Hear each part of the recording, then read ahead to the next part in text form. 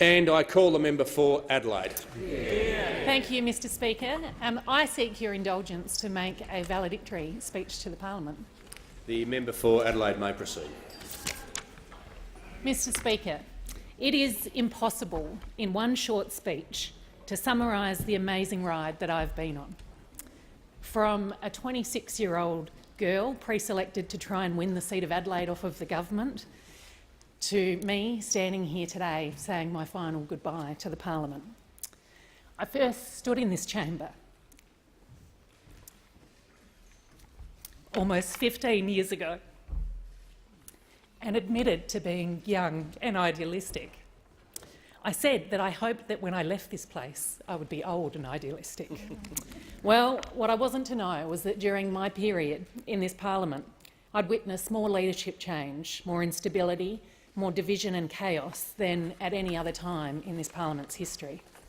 I continue to witness too much focus on the sport of politics rather than the purpose of it. So I guess you could say that my idealism has been challenged at times.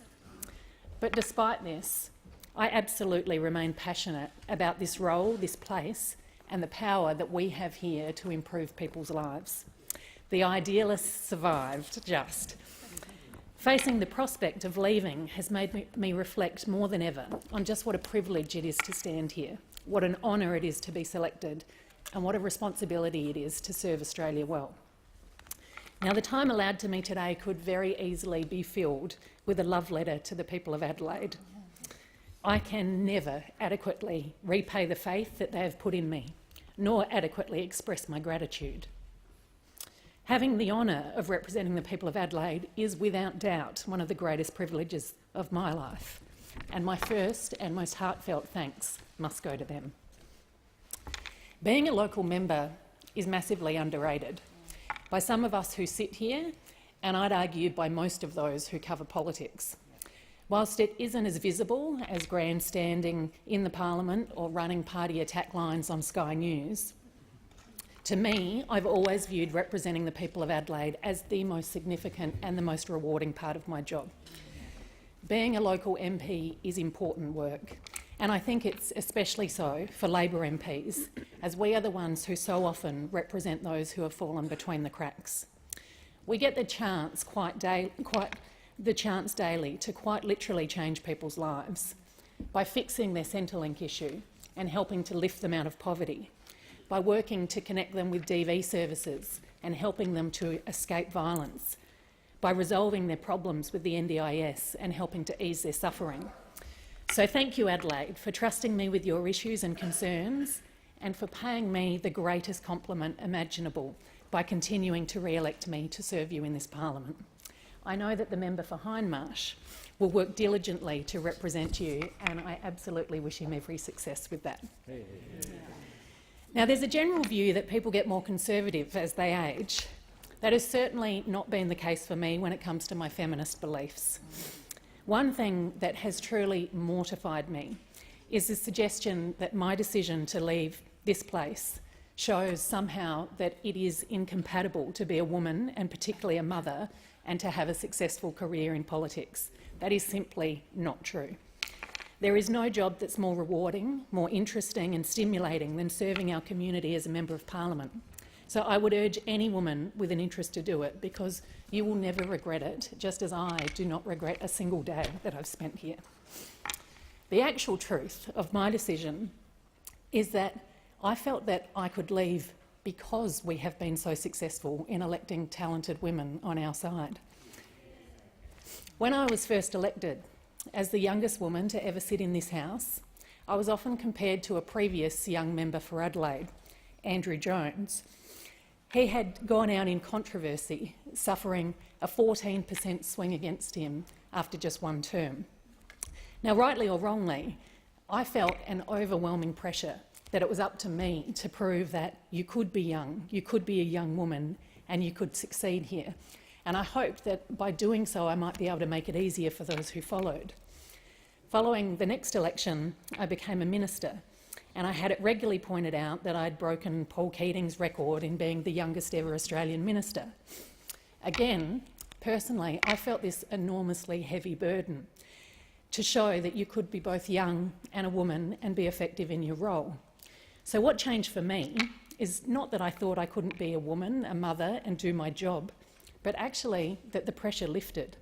One day I looked around me and I saw this great and inspiring army of passionate, talented, hard-working women that we have in our caucus, and I knew that I could go.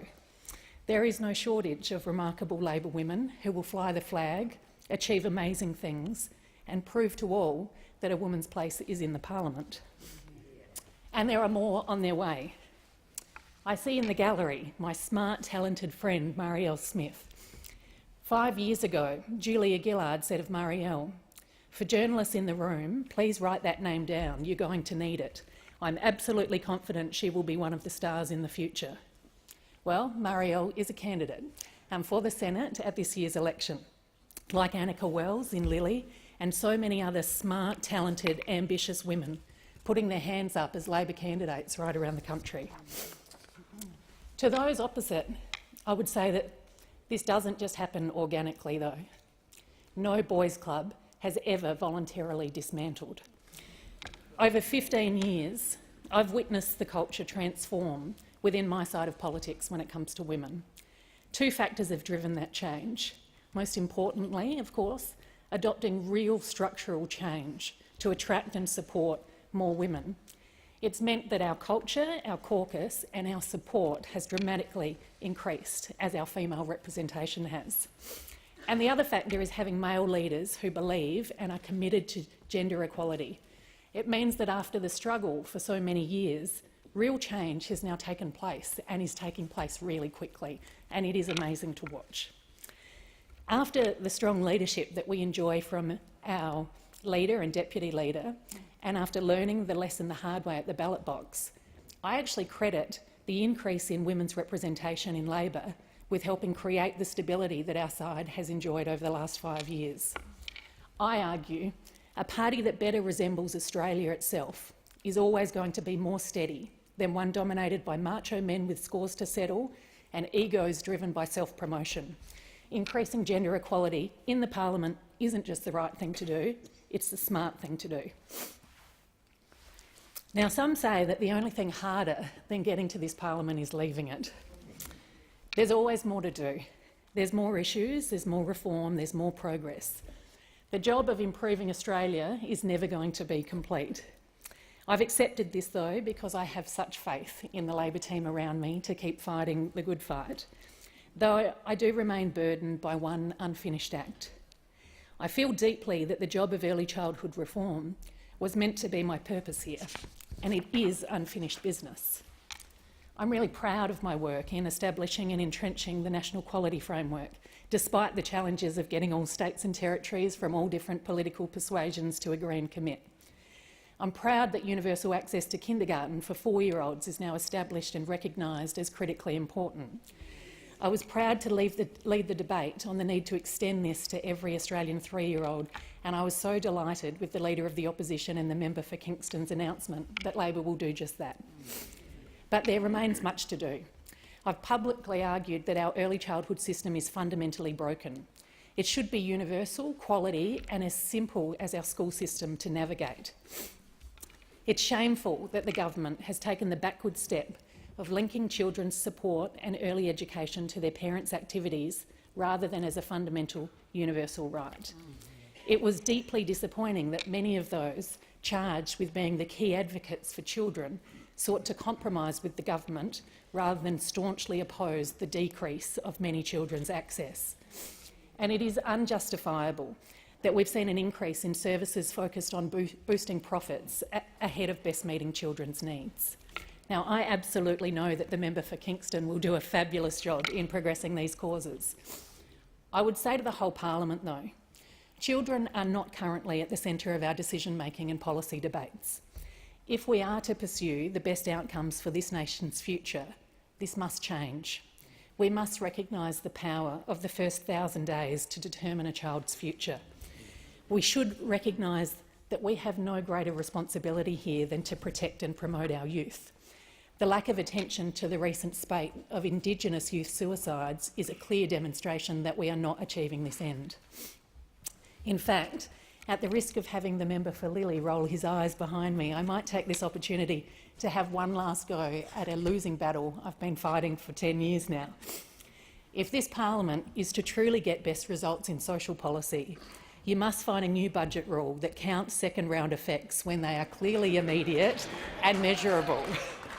Without this, our efforts in employment, Indigenous advancement and education will all be held back.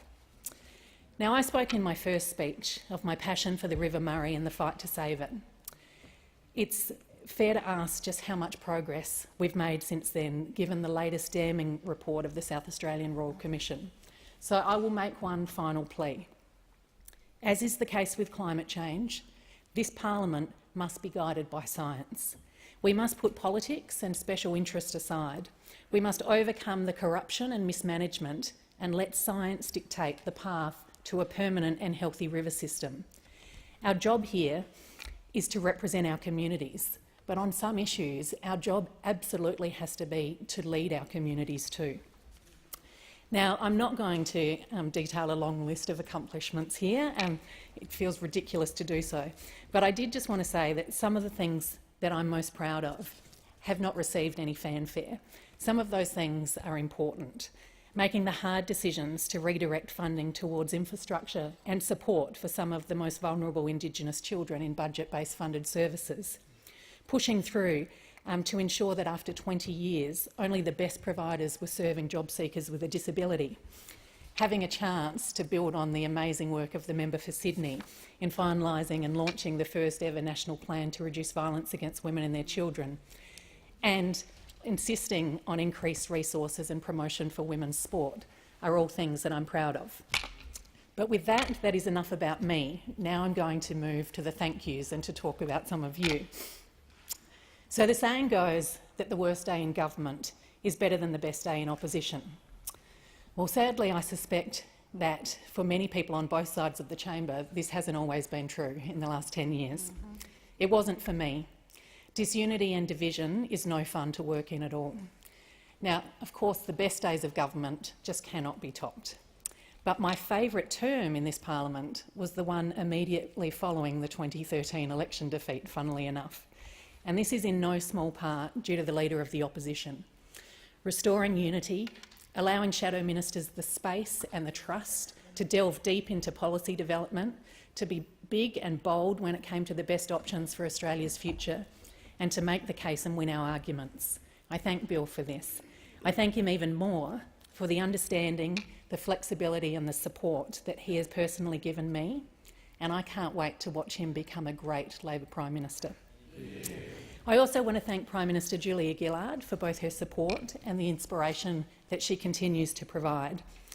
I want to note that getting the chance to work and to particularly learn the art of policy development from the member for Jagga Jagga has been one of the greatest privileges that I've enjoyed here, and I wish her every success with her future. I want to particularly thank the member for Watson and the Deputy Leader, the member for Sydney, for their friendship over so many years. More than anyone, it is you who have showed me that true friendships can exist and survive in this building. I note the member for Corio and Port Adelaide and thank them for the good time sitting through question time. And to the Chief Opposition Whip, Chris Hayes, I don't know how to say this other than to say that you are pretty much a god in my eyes. It is not just rule changes that help parents juggle work and family in this place. It's attitudes and it's understanding.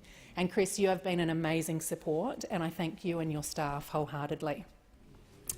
Now, I've previously spoken at great length saying nice things about Senator Don Farrell when I spoke in response to what turned out to be his premature valedictory speech itself.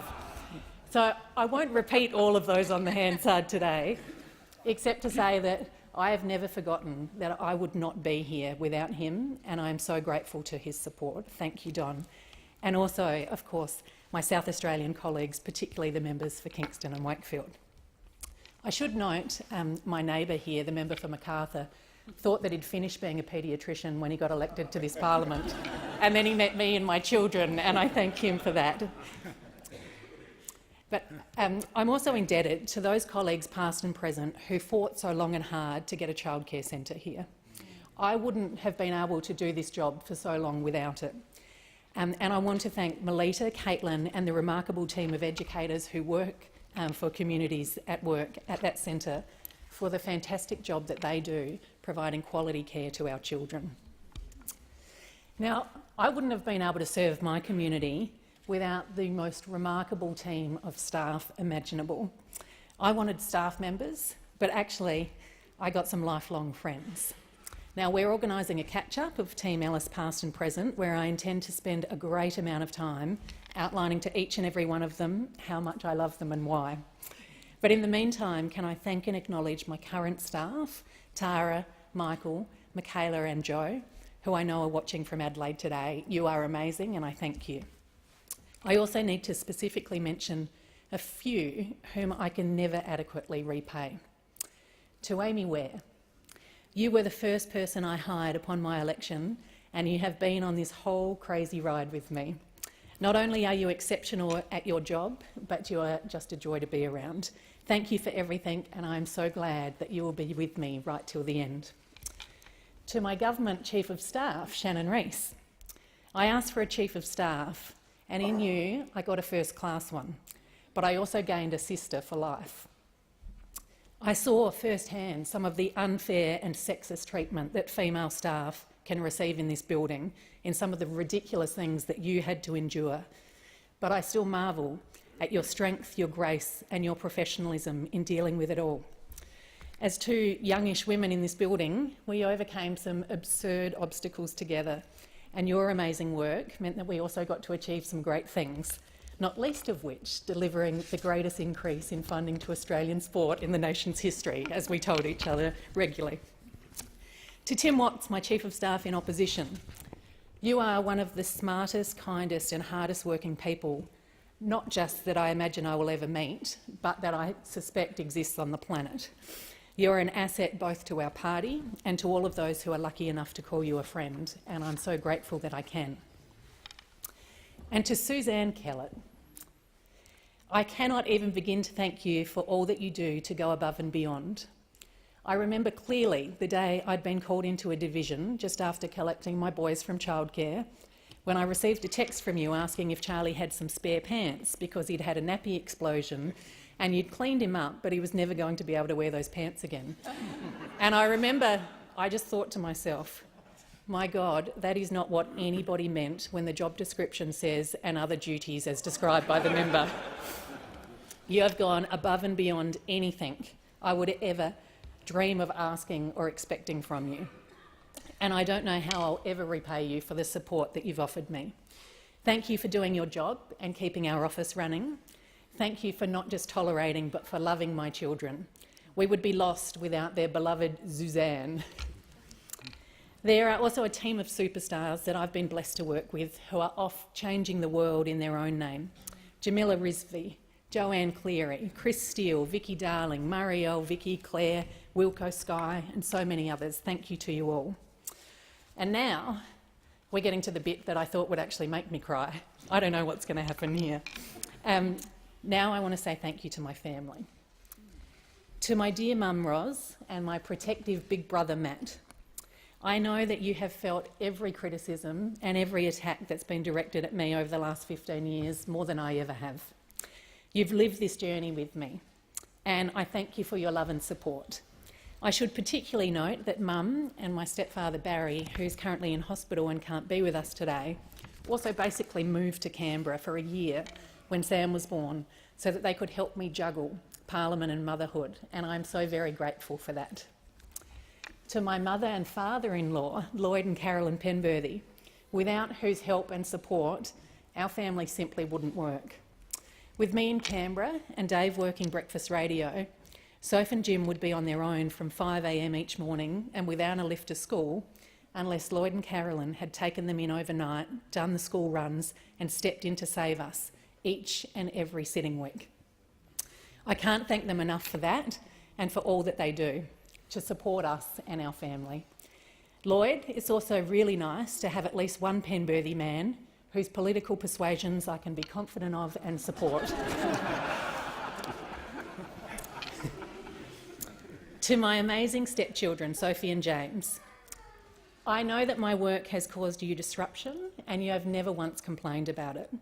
I thank you for your flexibility and tolerance. I tell you often about what a great big brother and big sister you are to the boys. I probably don't tell you enough that you're the best stepchildren anyone could ever hope for, and I love you both to bits. To my husband, David Penberthy. I used your full name, Dave, because although it's been mentioned in Hansard several times before, this will be the first time it's in a positive sense, and I want to make sure it comes up in searches. Now, Dave, some may suspect that you haven't done too many favours for the Labor Party, but I'm about to outline one that you have done and that I've never told you. There is no time that I've been more confident in my work, more focused or grounded than once I'd found you. Your love and support made me a better MP as well as a better person. So you've helped us, thank you. And we've never known life together without me doing this job. But one of the things that I am most excited about in the next chapter is our next chapter together. If you can put up with me being around a bit more often, then I cannot wait for the extra adventures we'll have together and the flexibility to explore the world more often together. I love you. Now, to my beautiful Sam and my adorable Charlie. I am a fretful mother. I worry about absolutely everything when it comes to the health and happiness of my children. And recently, I've been worried that you two might grow up and you might read about my decision to leave Parliament and feel bad that I decided to leave a job that I love for you. So I need to make one thing very clear. I'm leaving a job that I love for me. I'm leaving because what you've given me is something that I love more than this excellent job, because there is nothing in the world that I want more than to be present and active in guiding you and supporting you and being with you as you grow into the amazing men that I know you will be. There's nothing more rewarding, more entertaining, more important to me than being there for you two crazy, clever, kind and funny little people. So as our song goes, Sam, you and Charlie are the sunshine of my life.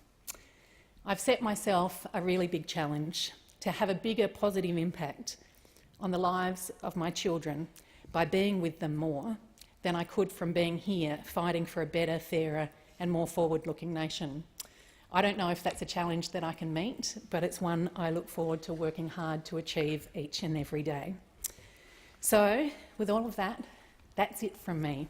I finish by simply saying thank you and goodbye.